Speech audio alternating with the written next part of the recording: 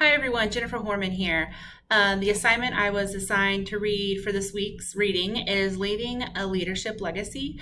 When I found out that that's a chapter that I was supposed to read, I was really excited about it because how exciting is it to talk about leaving a legacy? A legacy is something that continues on and on and on, even when we're no longer in the present.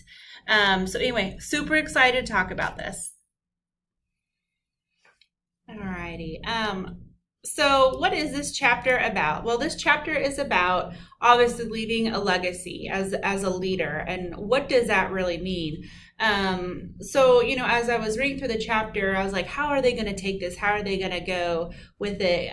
Because I know within my personal life, leaving a legacy is important, because leaving a legacy is the legacy that we leave for not just for our work life. Like we've created this great book that we've written, and now thousands of people are reading it, and it's helped others do their job because it was great training material, whatever it was.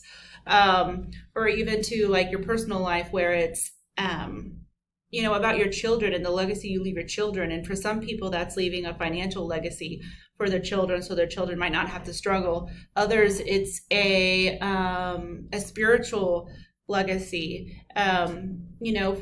For people who believe in the power of prayer and how powerful prayer is, their legacy is, the prayers they pray today are not the prayers for their family, but their prayers for their children and their grandchildren and their great-grandchildren and so on. So the legacy, and that's how I see legacy is just a continuing onward forward movement of the things that you did to make a positive impact on the world. And that's, or even not even the world like globally, and it can be, but even in the world of your life. And so really that's what the chapter, it talks about. It talks about activity versus accomplishment, and resume versus leadership skills, believing in a better world, and just the difference that we can make as human beings, just having relationships and connecting with one another, and just having, just that relationship to have an impact.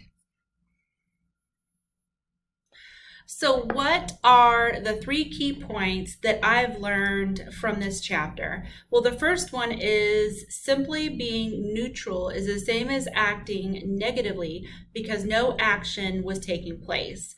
So the author goes on to talk about how being neutral is really a myth, because they use the example of somebody witnessing a mugging on the street. So a lady was knocked down and mugged, and they just stood there and watched and did nothing. So staying neutral in that situation and not being active in it was just the same as having a negative effect. So because you did nothing, therefore you were negative. And so for me, I was like, that's a really interesting topic to talk about, because I think a lot of times in society, especially today, sometimes it's better to, I better not get in there, I don't want to get my hands dirty, kind of situation. So, and they'd rather not get into the drama and things like that. But sometimes we need to be active, and we need to be proactive, because that's a legacy in itself, because then people see that for things to change, we have to take action. And so if someone was being mugged, by trying to help that person, they're leaving a legacy. So just a quick example, the other day at work, one of our security ladies was walking through the building and had tripped and fell. And we had a volunteer that was working that day, and the volunteer just stood there and said, well, I've seen people do that all day, and didn't even bother to even help. So in hearing that story, the legacy that volunteer left was a negative one, because she was not proactive or even active in helping the person that fell. Instead, she just stood there and said that she had seen it all day. So one, by not saying anything to anybody else, that we could have prevented this area of slipping and falling, and then not even helping the person get up. So therefore, since she was neutral in the situation and did not act, therefore she acted negatively in the situation, which I found that interesting. The next thing that one of the key points I took away was resume skills versus leadership skills. I'll talk more about that in the next slide, because I found it really interesting, because a lot of times in life, especially when we're going to school, one of our main focus, one of the focuses when you graduate college is they're like, get a resume, make sure that resume says this, make sure that resume says that. So then your world becomes resume. These are my skills. This is what I've done. This is what I've done. But really they want people, what the chapter talked about is turning that shift from resume to a legacy. So what does that really mean? And sometimes, and just changing that mindset. And so we'll talk about that more a little bit later on another slide.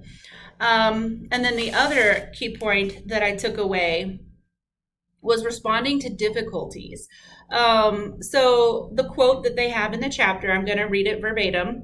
It says, everybody hurts. No matter how successful a person is, life can be painful. Personal setbacks are daily occurrences. We are continually challenged and confronted with a problem at work and in other areas of our lives. If you aren't experiencing challenges or difficulties at present, remember that you have them in the past, and you certainly will again. And that's just a good reminder, because sometimes we can get like in this mode of like, ooh, everything's going great, it's going great, and we see other people struggling, but again, maybe we're being neutral in the situation and we're not extending a hand to help them through their difficulties, because we've also been through difficulties, and there's probably a way that we can relate to them. And so, and it went on to talk, and I think I'm going to back up just a second. I think we've all had experience or heard stories of maybe an individual who's going through a major life crisis, like with their health. So maybe that person has cancer and they're really struggling with, or maybe they're not struggling, but everybody else around them is struggling, and they're like, this isn't fair. Why are you having to go through this horrible disease when there's horrible people in the world that should be dealing with this? And that person with cancer responds and says, well, you know what? I have the faith, and I'm strong, and I can handle this difficulty head on.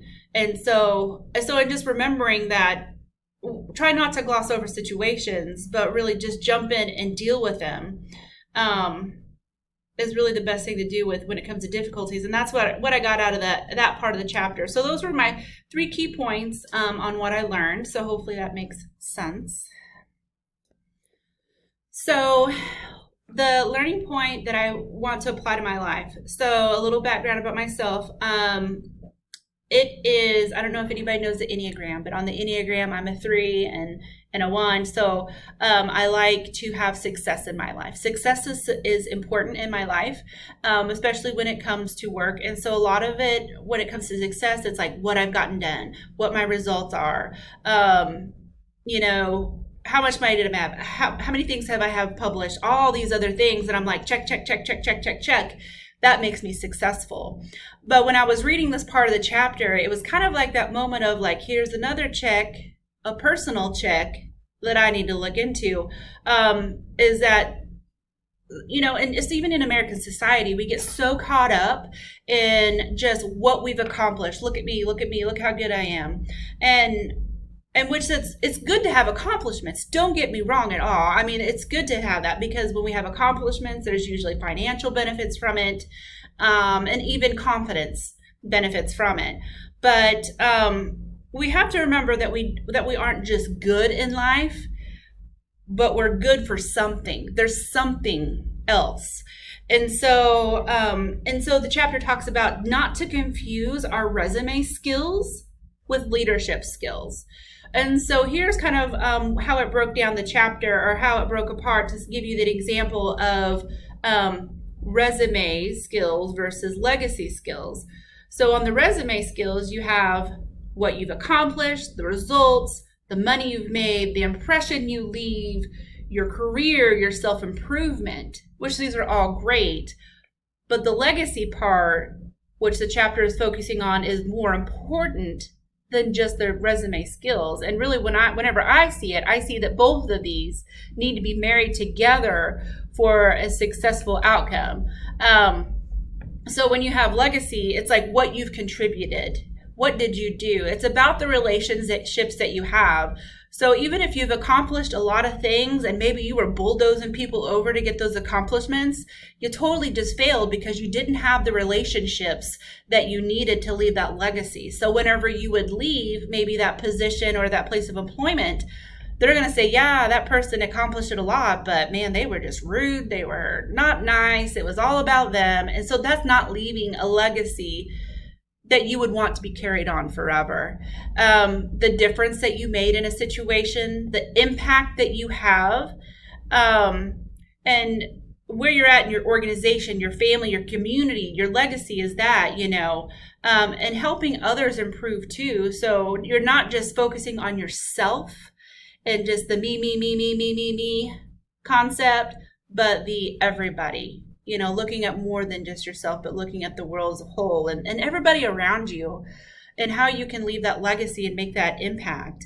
And, and one question, the last question that they wrote in this section was, are you building a strong resume or are you building a strong legacy? And whenever I read that, it made me pause for a minute because I was like, I'm very success driven. So has my focus been on my accomplishments, which it has, or has it been on my legacy? And it really made me think. I'm like, maybe I need to reconsider how I approach things in life. As I read through this chapter, I don't think there's anything that I really disagree with. I think everything that they wrote in the chapter was very relevant to being a leader and having a legacy that goes beyond accomplishments, that goes beyond your self-centeredness that maybe we don't realize that we have, because it's about making an impact in our families, in our communities, in our organizations. So really, I really agreed with everything they had to say about legacy. So what would I want you to take away from this chapter? And that would be, what legacy are you leaving behind? What impact are you having in your personal life? What impact are you having in your city? What impact are you having in your state, in your country, or even in your world? Because it's all a ripple effect. You just throwing a pebble into a pond. The bigger the pebble, the bigger the ripples, but the ripples will continue to go on and on until they reach another point of contact. So the ripples will continue. And so that's what legacy is that pebble in the pond as it goes out. I like the last few sentences from the chapter, and I just wanted to read it to you so you could hear the author speak.